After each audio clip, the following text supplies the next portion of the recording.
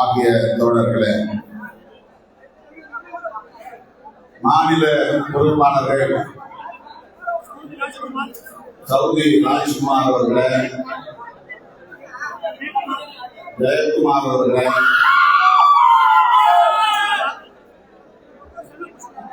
செல்வ புஷ்பலதா அவர்களே, ஆதித்த கரிகாலன் அவர்களே, ஆவு வெங்கடேசன் அவர்களே,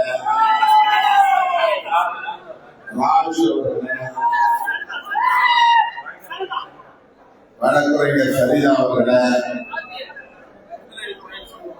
தொண்டரணி பயிற்சி மாநில செயலாளர் ஜெகன் அவர்களே, முன்னாள் மாவட்ட செயலாளர் முல்லை வேந்தன் அவர்களே, செந்தில் அவர்களே, அறிவுடை நம்பி அவர்களே,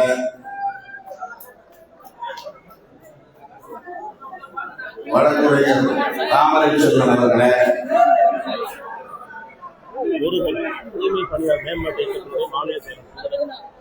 தூய்மை பணியாளர் மேம்பாட்டு இயக்கத்தின் மாநில செயலாளர் முருகன் அவர்களே,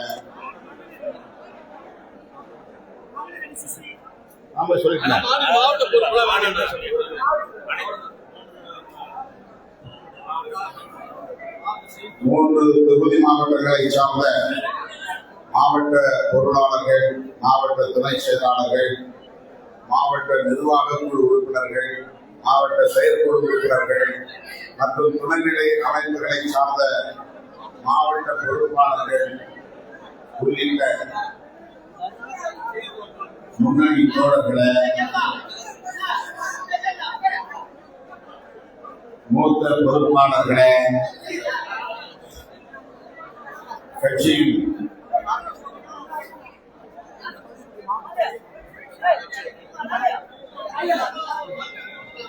மாவட்ட செய்தி தொடர்பாளர்கள், மூன்று தொகுதி மாவட்டங்களை சார்ந்த மாவட்ட செய்தி தொடர்பாளர்களே, கட்சியின் பொதுச் செயலாளர் நாடாளுமன்ற உறுப்பினர் தோழர் ரவிக்குமார் அவர்களே, கட்சியின் பொதுச் செயலாளர் மேலாள் சட்டமன்ற உறுப்பினர் தோழர் சிந்தனை செல்வன் அவர்களே, கட்டுக்கடங்காமல் அரங்கல்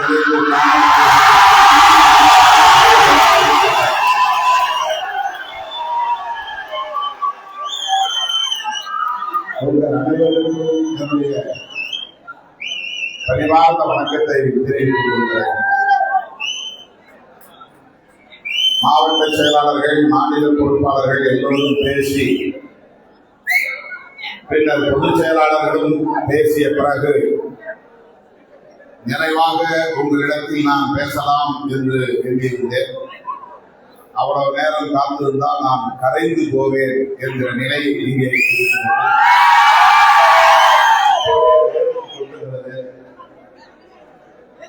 ஆயிரக்கணக்கான பேர் நீங்கள் அமைதியாக எதிரே அமர்ந்திருக்கிறீர்கள். சில நூறு பேர் மேடையிலே ஏறிக்கொண்டு வழக்கம் போல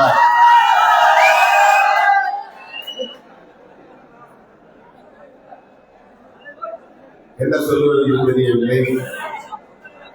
ஆகவே பலரும் இங்கே பேசுவதற்கு தேவை உள்ளது என்றாலும் கூட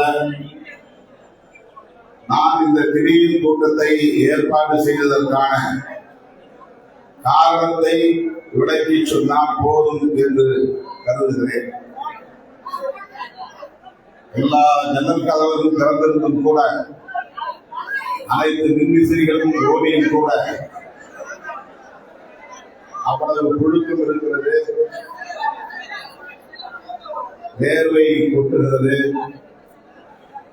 எனவே நெடு நேரம் நாம் இந்த அரங்கிற்குள் முடங்கி இருக்க வேண்டாம் என்று கருதி அனைவரின் சார்பாகவும் நான்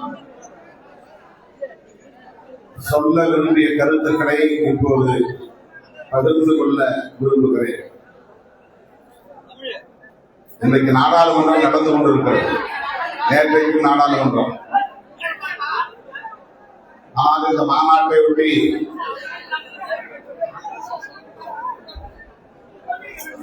நானும் தோழர் ரவிக்குமார் அவர்களும் டெல்லிக்கு செல்லவில்லை. இன்னும் எஞ்சியிருப்பது 9 நாட்கள் தான். தம்பி, இல்ல யாருப்பா என்ன குடிக்க தண்ணி வேணுமா?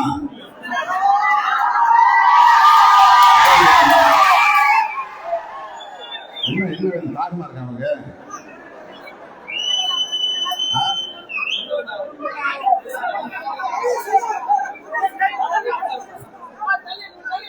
ரைட் ரைட், அப்புறம் சொல்லிக்கலாம். உட்காருங்க உட்காரு. தோழர்களே, இன்னும் தேதி 7 17ஆம் தேதி தமிழக அரசியலில் மிகவும் முக்கியமான ஒரு நாள்.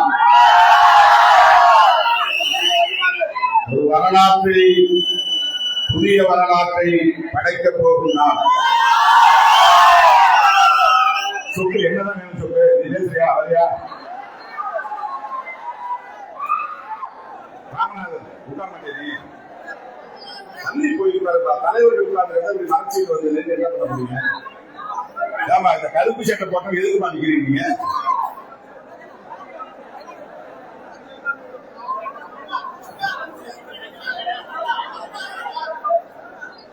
பதினேழாம் தேதி தமிழக அரசியலில் பெரும் தாக்கத்தை ஏற்படுத்த போகிறோம். வழக்கமான ஒரு மாநாடு அல்ல இந்த மாநாடு. தேர்தல் முடிவுகளுக்கு பிறகு எல்லா கட்சிகளும் தேர்தல் முடிவுகளை பற்றியே இன்னும் பேசிக் கொண்டிருக்கின்றன. வெற்றியை பற்றியும் பேசுகிறவர்கள் உண்டு, தோல்வியை பற்றியும் பேசுகிறவர்கள் உண்டு. அந்த வெற்றி தோல்விக்கான காரணங்களை அலசி ஆராய்ந்து கொண்டிருப்பவர்களும் உண்டு. தேர்தலுக்கு முன்பே இந்த முடிவை எடுத்திருக்கலாமே, ஏமாந்து விட்டோமே என்றும் கவலைப்படுகிறவர்கள் உண்டு. ஆனால் தேர்தல் முடிவுகள் வெளியான ஓரிரு வாரங்களில் மூட்டை கட்டி வைத்துவிட்டு அடுத்து களத்திலே நிற்பவர்கள் விடுதலை சிறுத்தைகள். செயல்பாட்டு களத்திலும் கோட்பாட்டு களத்திலும் எப்போதும் போல் வீரியத்தோடு நிற்பவர்கள் விடுதலை சிறுத்தைகள். ஆகவேதான் தேர்தலுக்கு முன்பே நாம் நடத்துவதாக அறிவித்திருந்த தமிழ் தேசிய எழுச்சி மாநாட்டை ஆகஸ்ட் 17 நடத்துவது என்று அறிவித்து அதற்கான ஏற்பாடுகளை செய்து வருகிறோம். தோழர்களே, ஒரு மாநாடு நடத்துவது என்றால் எவ்வளவு செலவாகும் என்பதை நாம் அறிவோம்.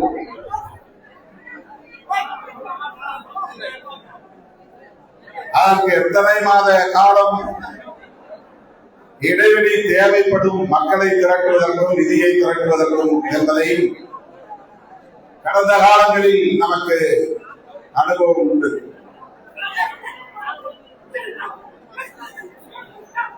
இப்போது நாம் போதிய கால அவகாசமும் இல்லாத நிலையில், நிதி திரட்டுவதற்கான கால அவகாசமும் இல்லாத நிலையில், மக்களை திரட்டுவதற்கான கால அவகாசம் இல்லாத நிலையில் இந்த மாநாட்டை நாம் எதிர்கொள்ள இருக்கிறோம். ஆனாலும் எனக்கு ஒரு நம்பிக்கை உண்டு. நீங்கள் வழக்கம் போல மாநாட்டை வெற்றி பெறச் செய்வீர்கள் என்ற நம்பிக்கை. நேற்றுதான் சொன்னேன், வெறும் 3 சட்டமன்ற தொகுதிகளில் உள்ள பொறுப்பாளர்களை மட்டும் நான் சந்திக்கிறேன் என்று சொல்லியிருந்தேன்.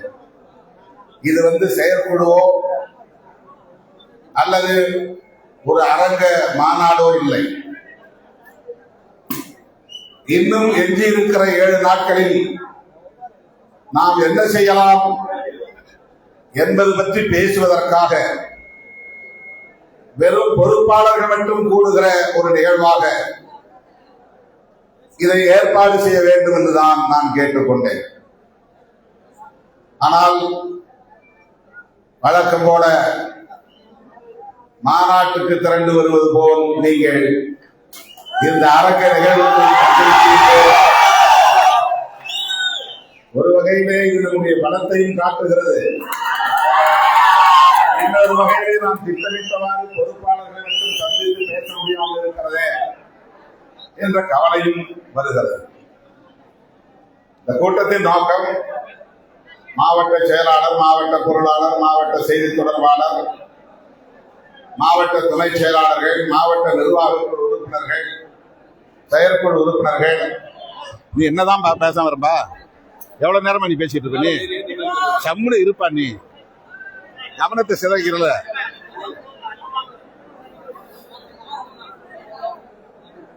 மாநில பொறுப்பாளர்கள், நகர பொறுப்பாளர்கள் உள்ளிட்ட புதிதாக நியமனம் செய்யப்பட்ட பொறுப்பாளர்களை மட்டும் வரவழைத்து, மாநில பொறுப்பாளர்கள் உட்பட வரவழைத்து அவர்களுக்கெல்லாம் நான் என் கைகளாலேயே சால்வை அணிவித்து அவர்களை வாழ்த்த வேண்டும் என்றுதான் இந்த கூட்டம் ஒருங்கிணைக்கப்பட்டது. நான் ஆள விட்டா போதும், ஓடினா போதுங்கிற நிலையில நீங்க அரங்கத்தை நெருக்கி கொண்டிருக்கிறீர்கள். இப்ப யாருக்கு நான் சால்வை போட முடியும், யாருக்கு நான் வாழ்த்து சொல்ல முடியும் தெரியல. வெறும் பொறுப்பாளர்கள் புதிதாக நியமனம் செய்யப்பட்டவர்களை, இன்னும் நியமனம் செய்யப்பட வேண்டிய பொறுப்பு நிறைய இருக்கு. ஆனாலும் அவ்வாறு அறிவிக்கப்பட்டவர்களை மேடைக்கு வரவழைத்து ஒவ்வொரு அணியாக அத்தனை பேருக்கும் என் கைகளால் துண்டு போட்டு வாழ்த்து சொல்லி, சொல்ல போனால் அவர்களுக்கெல்லாம் சான்றிதழும் வழங்க வேண்டும் என்றுதான் எனக்கு ஆசை. அதன் பிறகு நீங்கள் சான்றிதழ் அதாவது நியமன சான்றிதழ், நான் இந்த அணிக்கு இந்த பொறுப்பிலே நியமனம் செய்யப்படுகிறார் அப்படின்னு ஒரு சான்றிதழ் தரணும். அதெல்லாம் தருவதற்கான கால அவகாசம் இல்லை. ஆனால் மாநாட்டுக்கு முன்னால வண்டி வாகனங்களை ஏற்பாடு செய்வது உட்பட புதிய நிர்வாகிகளை அறிமுகம் செய்வது என்று இதை திட்டமிட்டேன். இன்றைக்கு காலையில இந்த 3 சட்டமன்ற தொகுதி, மாலையில காட்டுமன்னார்கோவில், சிதம்பரம், புவனகிரி அந்த 3 சட்டமன்ற தொகுதி, நாளை காலையில விருத்தாசலம், நெய்வேலி, திட்டக்குடி அந்த 3 சட்டமன்ற தொகுதி. அதை முடித்துக் கொண்டு நாளை மாலை நான் திருச்சிராப்பள்ளியில ஒரு பொதுக்கூட்டத்தில் பங்கேற்பது. நாளை மறுநாள் ஞாயிற்றுக்கிழமை காலையில் மாலை விழுப்புரம் மாவட்டத்தில் உள்ள 7 சட்டமன்ற தொகுதிகளிலும் காலையில் 3, மாலையில் 4 என்று நிர்வாகிகளை சந்திப்பதற்காக இந்த ஏற்பாட்டை செய்யும்படி கேட்டுக்கொண்டேன். மாநாடு முடிந்த பிறகு இவர்களை எல்லாம் சந்தித்து துண்டு போட்டிருக்கலாம். ஆனால் எனக்கு என்ன தோன்றியது என்றால், இந்த 10 நாளைக்கு முன்னால நிர்வாகிகளை பார்த்து அவர்களை வாழ்த்தி கொஞ்சம் கூடுதலாக சுவர் விளம்பரங்களை எழுதுங்கள், வண்டி வாகனங்களை பிடிப்பதற்குரிய முயற்சிகளை மேற்கொள்ளுங்கள், உளுந்தூர்பேட்டை இங்கிருந்து மிகவும் பக்கம் உங்களுக்கு, கன்னியாகுமரியிலிருந்து வருகிறவன் ஒரு பேருந்து வைப்பதற்காக செலவை இங்கிருந்து நீங்கள் 10 வண்டிகளை வைத்து வந்துவிட முடியும். ரொம்ப பக்கம், உங்களுக்கு பெரிய வாடகை இருக்காது.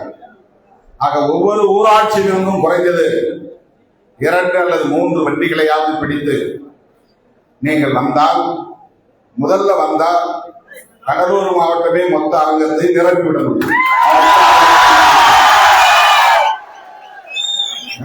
மற்ற மாவட்டங்களில் அவர் வந்து சேர்றதுக்கு 4 மணி மேல ஆகும். நீங்க நினைச்சா காலையிலே போய் சீட்டை பிடிச்சு உட்கார்ந்துடலாம். 1 மணிக்கே போய் மொத்த நாற்காலிலே இடம் பிடிச்சு உட்கார்ந்துட முடியும். அப்போ சரியா 4 மணிக்கே நம்ம இசை கச்சேரியை தொடங்கி 5 அல்லது 6 மணிக்கு பேச தொடங்கினால் 9 மணிக்குள் மாநாட்டை நாம் முடித்து விடலாம். ரொம்ப 12 மணி 1 மணி வரை போகக்கூடாது. நல்ல திசையில வண்டி ஓட்டில் போகும்போது, போன முறை வெல்லும் ஜனநாயக மாநாடு என்று கருதுகிறேன், அவ்வளவு பெரிய விபத்து நடந்தது. விருத்தாசலம் கிட்ட வந்து நம்ம வில்லியநல்லூர் பகுதியை சார்ந்த தம்பிகள் அந்த விபத்திலே சிக்கி உயிரிழக்க நேர்ந்தது. பெரிய துயரம், பெரும் துயரம், கொடும் துயரம், ஆறாத துயரம். அதனால் நேரத்தே மாநாட்டை தொடங்கினால் நேரத்தே மாநாட்டை முடித்துவிட முடியும். மாநாடு முடிந்த பிறகு உங்களை வீட்டுக்கு செல்லுங்கள் செல்லுங்கள் என்று வற்புறுத்திதான் மிரட்ட வேண்டியிருக்கிறது. சிந்தனை செல்வன் கூட ஒரு நிகழ்ச்சியிலே செகண்ட் ஷோலாம் கிடையாது, எல்லாம் கலைஞ்சி போங்க அப்படின்னு சொல்ல. தோழர்களே, கடலூர் மாவட்டமும் விழுப்புரம் மாவட்டம் கள்ளக்குறிச்சி மாவட்டம் இந்த 3 மாவட்டம் நினைச்சாலே அந்த மாநாட்டை பிரமாண்டமான மாநாடாக கடலூர் மாவட்டத்தில் தோழர்கள் செய்வீர்களா? ஒவ்வொரு ஊராட்சிகளுக்கும் வண்டி வாகனங்களை ஏற்பாடு செய்வீர்களா? அதை உறுதிப்படுத்த வேண்டும் என்பதற்காகத்தான் உங்களை தேடி வந்திருக்கிறேன், உங்களை நாடி வந்திருக்கிறேன். இந்த அல்லு சில்லுகள் சொல்லுவாங்க, அவங்க எல்லாம் அப்படின்னா எனக்கு என்னன்னு தெரியல, அல்லு சில்லுகள் சொல்லுவாங்க. இந்த சோசியல் மீடியாவில் சில பேர் பேசுறாங்க. அவங்களுக்கு என்ன நோக்கம்னா, தமிழ்நாட்டு அரசியலில் என்ன சுனாமி அடித்தாலும் தாக்கு பிடித்து நிற்கிற கொள்கை வலிமையுள்ள ஒரு இயக்கம் எது என்றால் இது எல்லோருக்கும் தெரியும். ஆனா வெளியே போகாம அரசியல் களத்தை ஒரு நாள் கூட நின்று பார்க்காமல் கட்சி என்றால் என்ன என்பதை பற்றிய அடிப்படை புரிதலும் இல்லாமல் சும்மா கூகுள்ல அதை தேடி படித்துவிட்டு விவாதங்களில் பங்கேற்கிறவர்கள் தொடர்ந்து ஒரு கதையை கட்டி கொண்டு வருகிறார்கள். என்ன கதைன்னா, சிறுத்தைகள் தான் வந்து எல்லாம் மாறி போயிட்டாங்க, ஹோட்டல்லாம் மாற்றி கூட்டிட்டாங்க, சிறுத்தைகள் இயக்கம் ஒண்ணுமே இல்லை, அவர்கள் இங்க வந்து இந்த அரங்கத்தை பார்க்கணும். இது வெறும் பொறுப்பாளர்கள் சந்திப்பு தான் போட்டோம். நேற்று தான் சொன்னேன், அது நேற்று நாளை தான் சொன்னேன், ஒரு ஏற்பாடு பண்ணுங்கப்பா, பொறுப்பாளர் மட்டும் கூப்பிடுங்க, நான் வந்து அவங்களை எல்லாம் பார்த்து வாழ்த்து சொல்லிட்டு கொஞ்சம் பேசிட்டு வரேன் அப்படின்னு. ஆனா இதை நீங்க உடனே கடலூர் நகரமே திருவிழா கோடம் போடக்கூடிய வகையில்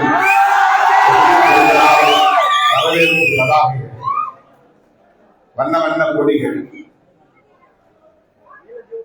24 மணி நேரம் கூட தேவையில்லை, 4 மணி நேரம் போதும் ஒரு மாநாட்டை நடத்த முடியும் என்கிற அளவுக்கு ஆற்றல் வாய்ந்தவர்கள் விடுதலை சிறுத்தைகள், அதுவும் கடலூர் சிறுத்தைகள், ஒருங்கிணைந்த மாவட்ட சிறுத்தைகள் என்ன சொல்லிக் கொண்டிருக்கிறார்கள்னா, ஒரு நேரேஷன், அதாவது ஒரு திட்டமிட்ட கட்டுக்கதை. அதெல்லாம் ஒண்ணும் இல்லை, இந்த கட்சி ஆளுங்கட்சி வந்த பிறகு விடுதலை சிறுத்தைகள்லாம் வந்து எல்லாம் மாறி போயிட்டாங்க. அதுல 2 விஷயம் என்னன்னா, ஒண்ணு, விடுதலை சிறுத்தைகள் வந்து விவரம் இல்லாதவர்கள், சினிமா மோகம் உள்ளவர்கள், தலித்துகள். அவங்க சினிமாக்காரர்கள் வந்தாங்கன்னா உடனே அவங்க பின்னால ஓடிடுவாங்க அப்படின்னு இந்த மக்களை குறைத்து மதிப்பிடுவது. நீண்ட காலமா அப்படிதான் சொல்லுவாங்க. அவங்களப்பா அவ்வளவு விலைக்கு வாங்கிடலாம், அவங்கள ஒரு பொருட்டா மதிக்க தேவையில்லை. எல்லா கட்சியும் அப்படிதான் நினைச்சாங்க. அது ஒரு காலம் இருந்துச்சு, சிறுத்தைகள் காலம் வந்த பிறகு இவங்களை யாரும் வீடு தட்டி ஓட்டு கேட்க மாட்டாங்க, தெருவில் போய் நிற்க மாட்டாங்க, யார் கையாவது காசு கைச கொடுத்து ஒரு ஊருக்கு ஒரு ஆளை வச்சிருப்பாங்க, திமுகவுடைய, அண்ணா திமுகவுடைய, காங்கிரஸ்லயே. அவங்க கையை கட்டி நிற்கணும். அவங்க மூலமா வண்டி வாகனங்களை அனுப்பி நிகழ்ச்சிகளுக்கு ஆள் திரட்டுவது, ஓட்டு போட வைப்பது. அரசியல் விழிப்புணர்வே இல்லாத மக்கள் இவர்கள் என்ற எண்ணம் இருந்தது.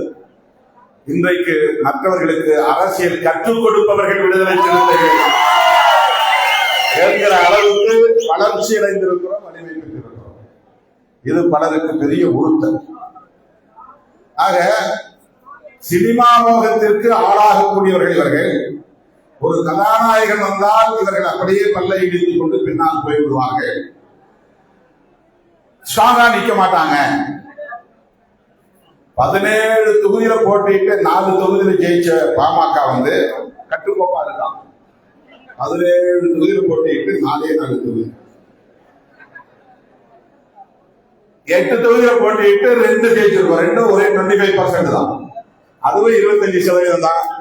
8க்கு 2ங்கிறது 25%. 4ல 1, அவங்க 4ல 1.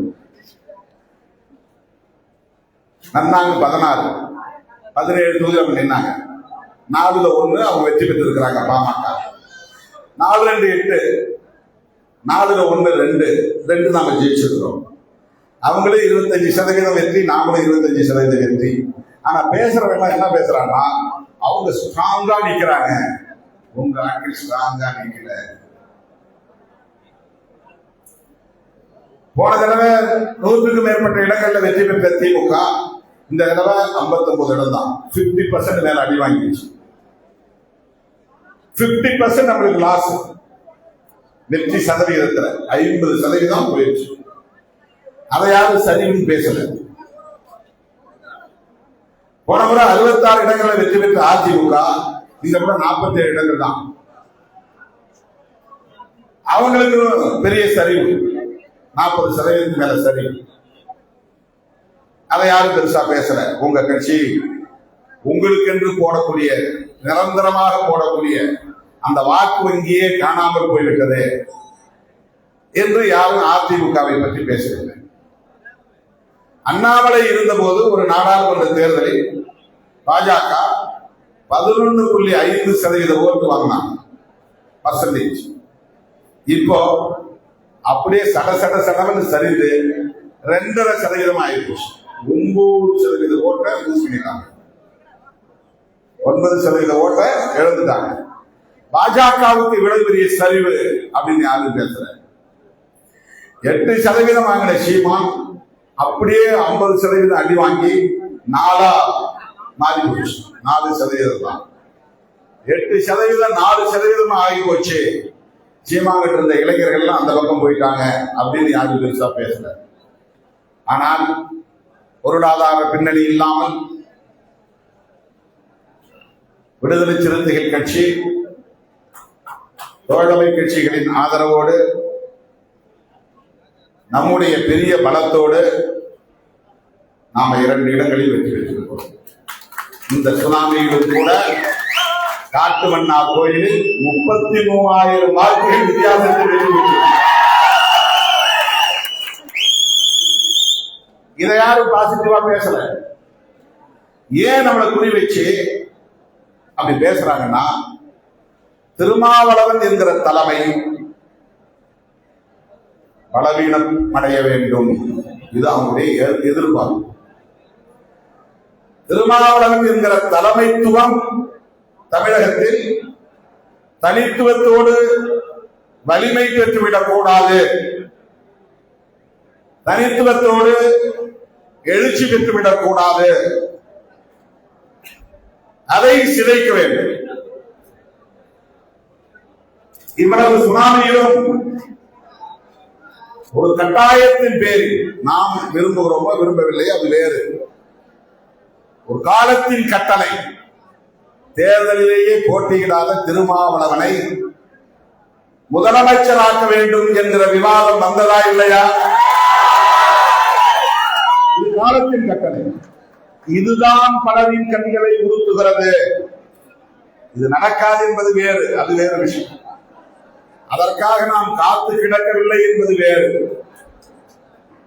நாம இந்த கோரிக்கையை எங்கும் எழுப்பவில்லை என்பது அனைவருக்கும் தெரியும்.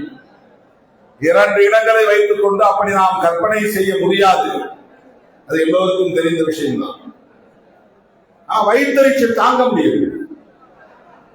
ஆளாளுக்கு சமூக ஊடகங்களில் அடிவயிறு வலிக்க வலிக்க கத்துகிறார்கள். அந்த காழ்ப்புணர்ச்சியின் வெளிப்பாடாக அதெல்லாம் ஒண்ணும் இல்லை, அந்த கூடாரம் காலியாகி போயிடுச்சு, அதாவது திருமாவளவன் மீது இருந்த ஈர்ப்பு குறைந்து விட்டது, திருமாவளவன் மீது இருந்த நம்பிக்கை குறைந்து விட்டது. சீட்டு கிடைக்காம 1-2 பேர் வருத்தத்தில் இருக்கிறாங்க. அந்த 1-2 பேரை எப்படியாவது வெளியே எடுத்துட்டா மொத்த கட்சியும் சிதைந்து விட்டது அல்லது சிதைந்து விடும் என்று எதிர்பார்க்கிறார்.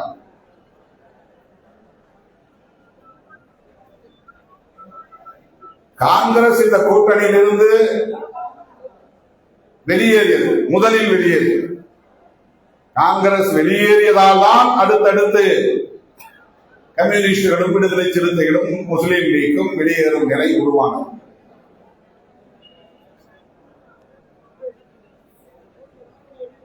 காங்கிரஸ் வெளியேறி 3-4 நாள் கழித்து தான் நாம நம்முடைய நிலைப்பாட்டை அறிவிக்கிறோம்.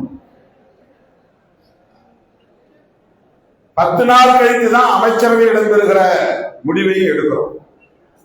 ஆனால் திமுக விடுதலை சிறுத்தைகளை குறிவைத்து விமர்சனத்தை தீவிரப்படுத்துகிறது. இதிலிருந்து ஆட்களை தூக்க முயற்சிக்கிறது.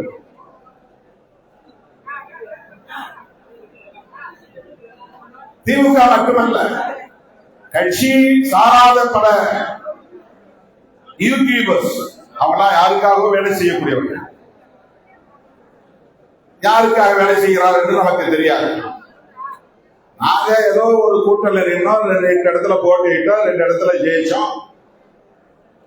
ஆளுங்கட்சியா இருக்கிற டிவிக்கு எங்களுக்கு அழைப்பு விடுத்தது, கொஞ்சம் தயங்கணும், பிறகு முடிவெடுத்தோம், போய் சேர்ந்தோம், ரைட் முடிஞ்சு போச்சு.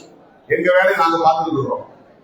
ஆனால் இந்த நிமிடம் வரையில் விடுதலை சிறுத்தைகளை குறிவைத்து விமர்சித்துக் கொண்டே இருக்கிறது ஒரு கும்பல். அதற்கு என்ன காரணம்னா, முதல்ல நாம் சொன்னது தலித்துகள்லாம் சினிமா மோகம் உள்ளவர்கள் என்று குறைத்து மதிப்பீடு செய்வது.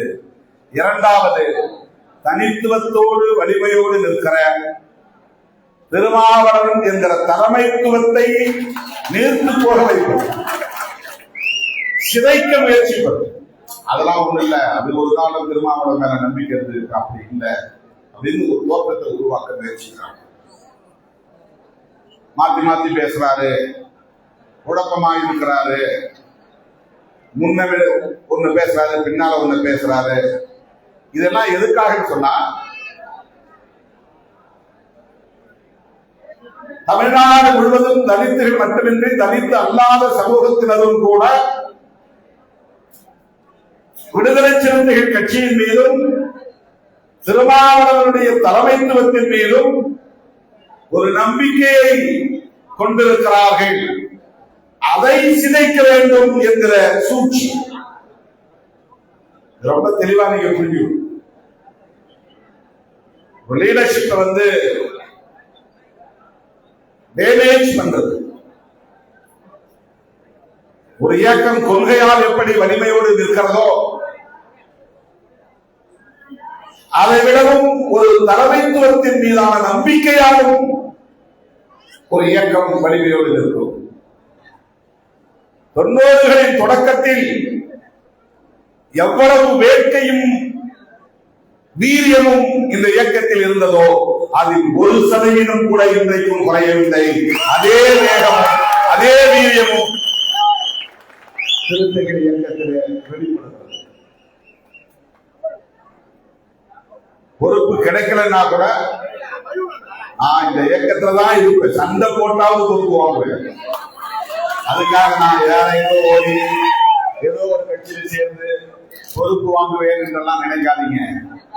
ஒரு நாளைக்கு 1000 பேர் 2000 பேர் நேற்று காலையில் 8:30 to 1:30 வரைக்கும் வேலைச்சேரியிலே போயிடுச்சு நேரம். அதன் பிறகு 4 மணிக்கு திறலுக்கு போனேன். இடையில அம்மா வீட்டுக்கு போனா அங்க போய் ஒரு வாய் சோறு கூட சாப்பிட முடியல. அதுக்குள்ளே அங்க ஒரு 50 பேர் ஒரு சூழ்நிலை. அவங்களையும் அங்க பார்த்துட்டு 4-4:30 மணிக்கு போனேன். 11 மணி வரையிலும் 10:45 வரையிலும்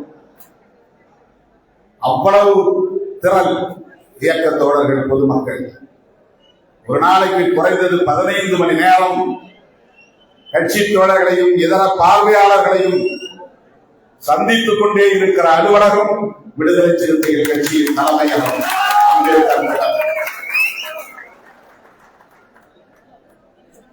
30 வருஷமா இருக்கிறேன், 35 வருஷமா இருக்கிறேன், 20 வருஷமா இருக்கிறேன், 25 வருஷமா இருக்கிறேன், எனக்கு பொறுப்பு போடுங்க.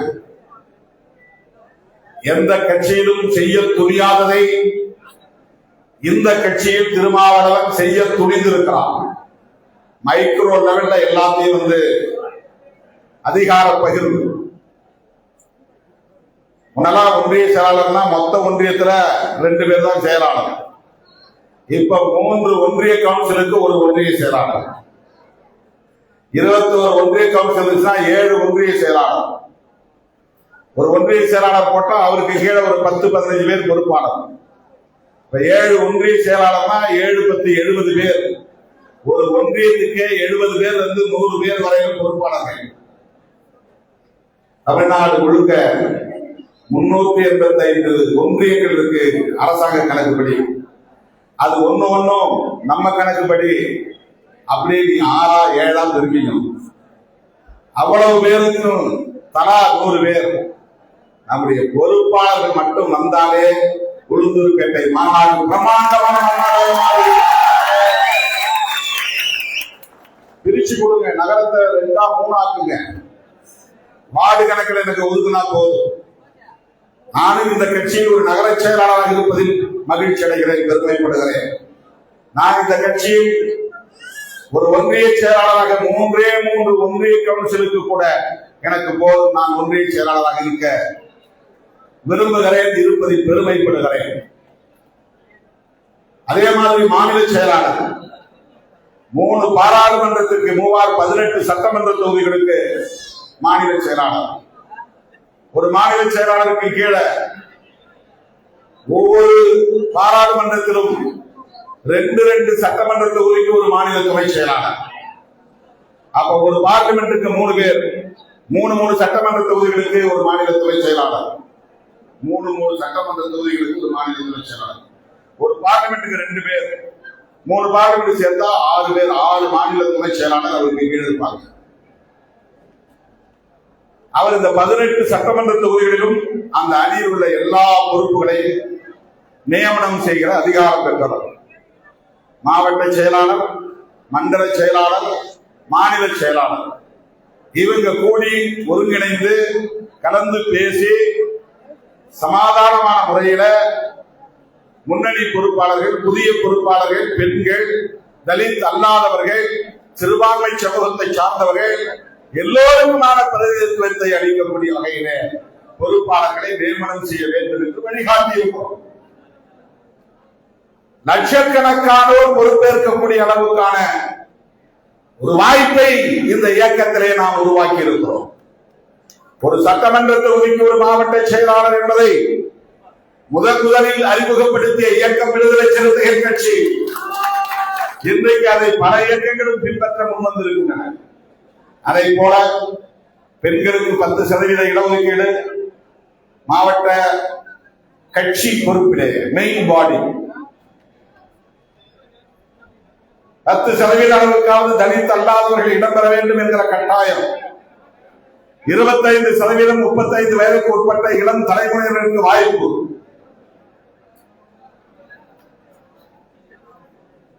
தங்களுக்குள் பொறுப்புகளை பெறுவதில் போட்டி இருந்தாலும், கசப்பு இருந்தாலும், முரண்கள் இருந்தாலும் இதற்காக இன்னொரு கட்சிக்கு போவோம் என்கிற நிலை இந்த இயக்கத்தில் இல்லை. அதுதான் விடுதலை சிறுத்தைகள் கட்சிக்குள்ள சிறப்பு. இது பலருக்கு கண்ணை உறுத்துகிறது. அதே மாதிரி பொதுக்கூட்டம் 12 மணி வரை நடந்தாலும், 1 மணி வரை நடந்தாலும், எத்தனை மணி ஆனாலும், விடிய விடிய நடந்தாலும் லட்சக்கணக்கிலே காத்து கிடக்கிற அந்த பிடிப்பு இந்தியாவிலேயே எந்த அரசியல் கட்சி நிகழ்ச்சிகளிலும் இப்படி இல்லை. இதுதான் பலருக்கு கண்ணை உறுத்துகிறது. தோழர்களே, இதையெல்லாம் நான் உங்களுக்கு தெரியாத ஒன்றை சொல்லுகிறேன் என்று பொருள் இல்லை. உங்களுக்கு தெரிந்ததைத்தான் சொல்லுகிறேன். ஆனால் எதற்காக சொல்லுகிறேன் என்றால், நமக்கு எதிரான அவதூறு பரப்புகிறவர்கள் திட்டமிட்டு ஒரு கதையை கட்டி எழுப்புகிற போது அதை படித்துவிட்டு நாம் மனம் கலங்கிவிடக் கூடாது. அந்த பொய்யான தகவல்களை, அவதூறுகளை பொருட்படுத்த வேண்டாம் என்பதற்காகத்தான் சொல்லுகிறேன். இந்த நேரத்தில் தமிழ் தேசியம் தேவையா? தமிழ் தேசிய அரசியலை யார் இங்கே பேசுகிறார்கள்? மற்றவர்கள் பேசவில்லை என்பதனால் நாமும் பேசக்கூடாது என்று கூறுகிறேன். இப்போது தமிழ் தேசியம் பேசுவதால் என்ன லாபம் என்று கேட்கிறார்கள். லாபத்துக்காகவா அரசியல் பேசுகிறோம்? இந்த விவாதங்கள் இங்கே நடைபெற வேண்டும் என்பதுதான் நோக்கம். ஏன் இந்த விவாதம் நடக்க வேண்டும்? இதனால் என்ன நிகழ்ந்துவிடப் போகிறது? இன்றைக்கு மாநில உரிமைகளை பற்றி பலரும் பேசுகிறோம். காவிரியில் எங்களுக்கு உள்ள உரிமையை தர வேண்டும் என்று கேட்கிறோமே, இது மேலோட்டமாக பார்த்தால் காவிரி நீர் உரிமை தமிழர்களுக்கான உரிமை. கோட்பாட்டு அடிப்படையில் பார்த்தால் காவிரி நீர் உரிமை கோருவதும் தமிழ் தேசியம்தான். இந்தியை திணிக்காதே என்று சொல்லுகிறோம். அது இந்தியின் மீது உள்ள வெறுப்பு அல்ல, அது எங்கள் மொழியும் எங்கள் மொழிக்கான பாரம்பரியமும் எங்கள் மொழிக்கான வரலாறும் அழிந்து விடாமல், எதிர்காலத்தில் சிதைந்து விடாமல் பாதுகாக்க வேண்டும் என்கிற பொறுப்புணர்வோடு பேசுகிற ஒரு கருத்து. அதுவும் தமிழ் தேசியம்தான். இந்தி திணிப்பை எதிர்ப்பதும் அன்னை தமிழை காப்பதற்கான போராட்டங்களை முன்னெடுப்பதும் தமிழ் தேசியம்தான். இன்றைக்கு சட்டமன்றத்திலே முதலமைச்சர் தனி தீர்மானம் ஒன்றை முன்மொழிந்து நிறைவேற்றியிருக்கிறார். இந்திய ஒன்றிய அரசே மாநிலங்களுக்கான நிதி பகிர்வை முறைப்படி கட்டாயம் தர வேண்டிய நிதியை உரிய நேரத்தில் தர வேண்டும் என்ற தீர்மானம். இது பாஜக அரசுக்கு எதிரான தீர்மானம் என்று இல்லை, வெறும் டெல்லிக்கு எதிரான ஒரு குரல் என்று பார்த்துவிடக் கூடாது. எங்கள் மாநிலத்திற்கான நிதியை, ஒதுக்கப்பட வேண்டிய நிதியை ஒதுக்கப்பட வேண்டிய நேரத்தில் ஒதுக்க வேண்டும் என்று கோருவது கோட்பாட்டின் அடிப்படையில் தமிழ் தேசியம்தான். பிற இனத்தை அவன் தெலுங்கன், இவன் கன்னடன், இவன் மலையாளி என்று வெறுப்பை கட்டமைப்பது, சாதி நெறியை வளர்ப்பதற்கு இடம் கொடுத்து விட்டு சாதிய வன்கொடுமைகளை கண்டும் காணாமல் வெளியே இருந்து வேடிக்கை பார்த்துக் கொண்ட தமிழனே தமிழனை இழிவுபடுத்துவதை அனுமதித்துக் கொண்டே, தமிழனே தமிழனின் உணர்வுகளை காயப்படுத்துவதை, உரிமைகளை பறிப்பதை வேடிக்கை பார்த்துக் கொண்ட நீ பிறமொழி பேசக்கூடியவருக்கு எதிரான வெறுப்பை கட்டமைப்பது தமிழ் தேசியம் இல்லை. சாதி ஒழிப்பை வலியுறுத்துவது தமிழ் தேசியம். சாதி ஒழிப்பின் மூலம்தான் தமிழர்களை ஒருங்கிணைக்க முடியும் என்பதை உயர்த்தி பிடிப்பது, உரத்து பேசுவது தமிழ் தேசியம்.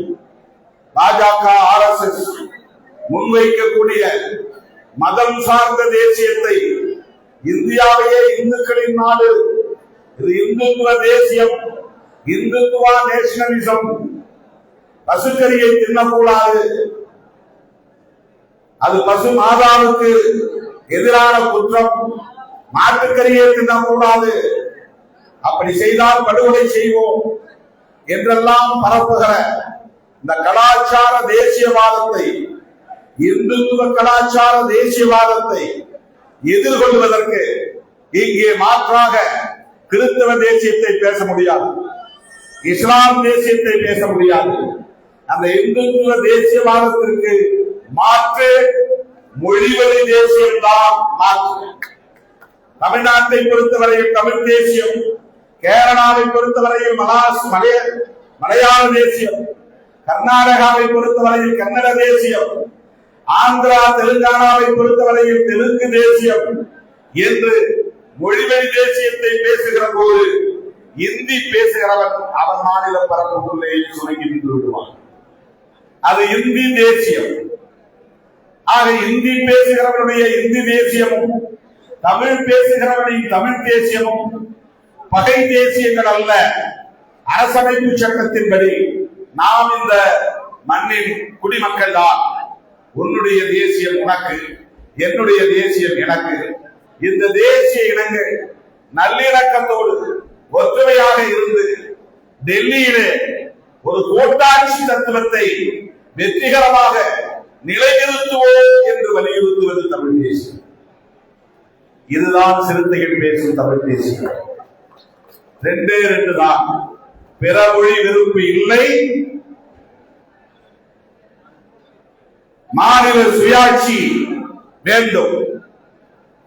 சாதி ஒழிப்புடன் கூடிய மத சார்பற்ற இந்தியாவை கட்டமைப்பதற்கு தேசிய இனங்களின் எழுச்சி ஐக்கியம் தேவை.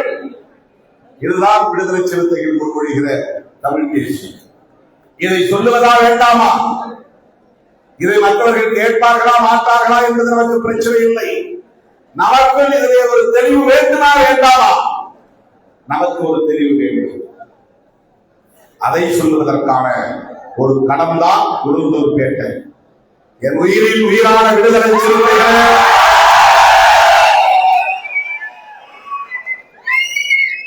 உளுந்தூர் பேட்டை மிக மிக அருகில் உள்ள மாவட்டம் கடலூர் மாவட்டம். கடலூர் மாவட்டத்திலிருந்து அந்த மாநாட்டுக்கு ஒவ்வொரு கிராமத்திலிருந்தும் வண்டி வாகனங்களோடு வந்து சேர்ந்தால் அதை மாபெரும் வெற்றி பெற செய்துவிட முடியும். இது இந்த 3 தொகுதிகளுக்காக மட்டும் நாம் செல்லவில்லை. புவனகிரி, சிதம்பரம், காட்டுமன்னார்குடி, விருத்தாசலம், நெய்வேலி, திட்டக்குடி என்று இந்த கடலூர் மாவட்டத்தை சார்ந்த அனைத்து சிறுத்தைகளுக்கும் சொல்லுகிறேன். அப்படி என்றால் அரியலூர் வேண்டாமா, பெரம்பலூர் வேண்டாமா, கள்ளக்குறிச்சி வேண்டாமா, விழுப்புரம் வேண்டாமா என்ற கேள்வியை உதாரணமாக எழுப்பக்கூடாது. எல்லா பகுதிகளிலும் சிறுத்தைகள் அணிகள் ஏற்பாடுகள் செய்து வருகிறார்கள். விதமாக ஆங்காங்கே வண்ண வண்ண ஓவியங்களை தீட்டி சுவர் விளம்பரங்களை தீட்டி வருகிறார்கள். எனக்கு மகிழ்ச்சி அளிக்கிறது. ஆனால் எத்தனை பேர் வீட்டுக்கு சீர் எடுத்து வந்தாலும் தாய் வீட்டு சீர் எங்கே என்றாலே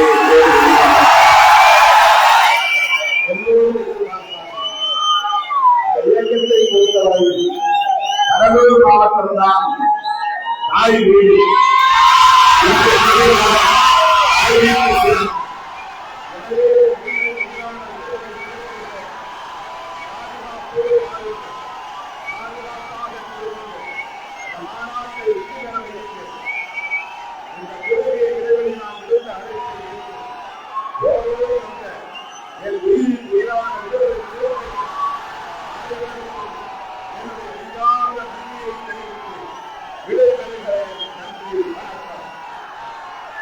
வேரறுப்போம் வேரறுப்போம் வேரறுப்போம் வேரறுப்போம் சாதியத்தை வேரறுப்போம் வென்றெடுப்போம் வென்றெடுப்போம் தமிழ் தேசியத்தை வென்றெடுப்போம் வேரறுப்போம் வேரறுப்போம் சாதியத்தை வேரறுப்போம் வென்றெடுப்போம் வென்றெடுப்போம் தமிழ் தேசியத்தை வென்றெடுப்போம்.